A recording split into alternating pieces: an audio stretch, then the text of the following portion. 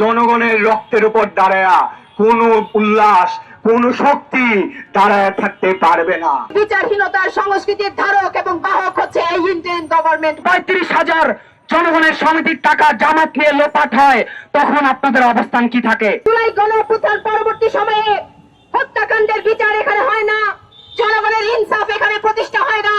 উপরন্তু আমরা দেখি এই ধরনের একজন আলবদরের কমান্ডার ওই এটিএম আজহারকে কিভাবে খালাস করে দেওয়া হলো। বন্ধুগণ, এই যদি হয় বাংলাদেশের বিচারহীনতার সংস্কৃতি, তাহলে আমরা দেখব যে এই যে বুর্জোয়া সমাজ ব্যবস্থার মধ্যে এই যে কিভাবে ফ্যাসিবাদী জামানার যেভাবে বিচারহীনতার সংস্কৃতি এখানে জারি রাখা হয়েছিল, একইভাবে সেই বিচারহীনতার সংস্কৃতির ধারক এবং বাহক হচ্ছে এই ইন্টারিম গভর্নমেন্ট। বন্ধুগণ, আমরা পরিষ্কারভাবে বলতে চাই, যেভাবে এই প্রহসনের মাধ্যমে একটি বিচার প্রক্রিয়া এখানে সম্পন্ন করে এটিএম আজহারকে এখানে খালাস করে দেওয়া হলো, এবং আমরা দেখি যে এর পরবর্তীতে একটি ন্যায্য গণতান্ত্রিক আন্দোলনের উপরে এই ধর্ম নিয়ে রাজনীতি যারা করে জামাত শিবিরের গুন্ডারা, সেই সন্ত্রাসীরা রাজশাহী বিশ্ববিদ্যালয়ে এবং চট্টগ্রামে কিভাবে হামলা করেছে। বন্ধুগণ, আমরা দেখেছি যে ন্যায্য দাবির উপরে যখন আক্রমণ আসে, তার বিরুদ্ধে যখন এখানে সরকার কোনো ব্যবস্থা গ্রহণ করে না, তখন আমরা পরিষ্কার বুঝতে পারি এই সরকার আসলে কার পক্ষ নিচ্ছে। বন্ধুগণ, আমরা বলতে চাই, এই যে হামলা সংগঠিত হয়েছে রাজশাহী বিশ্ববিদ্যালয়ে, আমার বন্ধুদেরকে আহত করা হয়েছে চট্টগ্রামে, এই প্রত্যেকটি হামলার বিচার এখানে করতে হবে। এবং আমরা অবিলম্বে দাবি জানাই, এই যে বিচারহীনতার যে সংস্কৃতি, এই সংস্কৃতির ধারক এবং বাহক যে ইন্টারিম গভর্নমেন্ট, এই ইন্টারিম সরকারকে আমরা হুঁশিয়ার করে বলতে চাই, এই ধরনের বিচারহীনতার ফাঁক ফকর দিয়ে যেভাবে বাংলাদেশের জনগণের ইনসাফ নিয়ে খেলা হচ্ছে, এই খেলা বাংলাদেশের জনগণ হতে দেবে না। বন্ধুগণ, যে সন্ত্রাসীরা, যে রাজাকারের উত্তরসূরিরা, তারা আজকে শুকরানা মাহফিল করে তাদের যে বিজয় উল্লাস, সেই বিজয় উল্লাস দেখানোর চেষ্টা করেছে। কিন্তু আমরা বলতে চাই, আওয়ামী লীগ আমলেও বহু পিকআপে করে হাজার হাজার মানুষ বিজয় উল্লাস দেখিয়েছিল।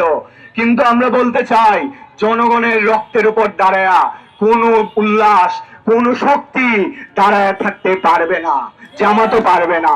বন্ধুগণ, আজকে এরা যে উল্লাসটা দেখায়, আমরা বলতে চাই যে রংপুরের সেই বীরাঙ্গনা মায়ের কথা, যে মানসুরা, যে অন্তঃসত্ত্বা ছিল, যার উপর নৃশংস আক্রমণ, নৃশংস কায়দায় যে হামলা করেছিল এই রাজাকার আলবদর বাহিনী, এই এটিএম আজহার যে সন্ত্রাসী, যেই গণধর্ষক, সেই ধর্ষক মানসুরার উপর যে নিপীড়ন, সেই নিপীড়নের বিচার এই রাষ্ট্র করে নাই। এই রাষ্ট্র আমার ধর্ষিতা মায়ের প্রতি, এই বীরাঙ্গনা মায়ের সাথে বেঈমানি করেছে। এখন আমরা ৭১ হলের আশেপাশ দিয়ে যখন মশাল মিছিল নিয়ে যাচ্ছিলাম, তখন কিন্তু এই শিবিরের কর্মীরা তারা কিন্তু এতদিন পর সেই সাধারণ শিক্ষার্থীর মুখোশ উন্মোচিত করে সামনে হাজির হয়েছে। হাজির হয়ে তারা দেখিয়ে দিয়েছে, যখন রাজাকার বিরোধী স্লোগান আমরা দিচ্ছিলাম, তখন তাদের গায়ে আগুন লেগেছে। তার মধ্য দিয়ে প্রমাণিত হয় যে ৭১-এর মুক্তিযুদ্ধের সময় যে গণহত্যা, নারী নির্যাতন থেকে শুরু করে যে এই যে পাকিস্তানের শাসক গোষ্ঠীর যে দাবিদারি করেছিল, তারা এদেশের ব্যাপক শ্রমিক কৃষক মধ্যবিত্তর যে বিপরীতে দাঁড়িয়ে তারা গণহত্যায় অংশগ্রহণ করেছিল, তা তাদের পরিষ্কার এখন আমাদের সামনে তুলে ধরতে হয়েছে। আজহারের যখন মুক্তি দেওয়া হলো, মুক্তি দেওয়ার পরে রাজশাহীর কমরেডরা যখন মিছিল করলেন, তখন সেখানে তারা অতর্কিত ভাবে দফায় দফায় হামলা করলেন। আবার যদি দেখি চিটাগাঙে হামলা হয়েছে, আমরা বলতে চাই, আপনারা কাদের উপর হামলা করছেন? হামলা করছেন বিপ্লবী কমিউনিস্টদের উপরে। এই কমিউনিস্টরা কিন্তু আপনাদের ছেড়ে কথা বলবে না।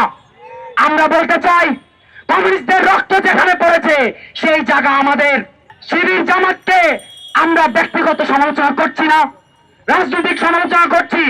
আপনারা হয়তো অনেক শিবির কর্মীরা আশেপাশে ঘুরঘুর করছেন, অনেকে হয়তো ছবি নিচ্ছেন, আমরা জানি, সেগুলো আমরা জানি আপনাদের রাজনৈতিক অবস্থান।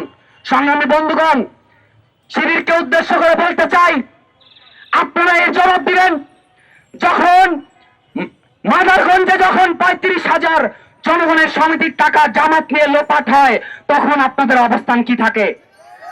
আপনারা জবাব দিবেন, যখন আদিবাসী বন্ধুরা যখন তাদের সাংবিধানিক স্বীকৃতির জন্য যখন গেল, তখন ভূমিপুর সংগঠন নামে যখন তাদের উপর বেধড় আক্রমণ করলেন, তখন তাদের অবস্থান কোথায় ছিল?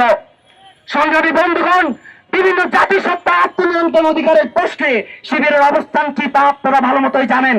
সংগ্রামী বন্ধুগণ, যখন বইমেলার মধ্যে যখন স্যানিটারি প্যাড, যেটা নারীদের সুরক্ষার জন্য এক বৈজ্ঞানিক পণ্য, সেটা নাকি গোপন পণ্য হিসেবে তারা করে সেখানে তৌহিদি জনতা নামে সেখানে আক্রমণ করেছে, তাদের অবস্থান কি আপনারা বুঝে নিন।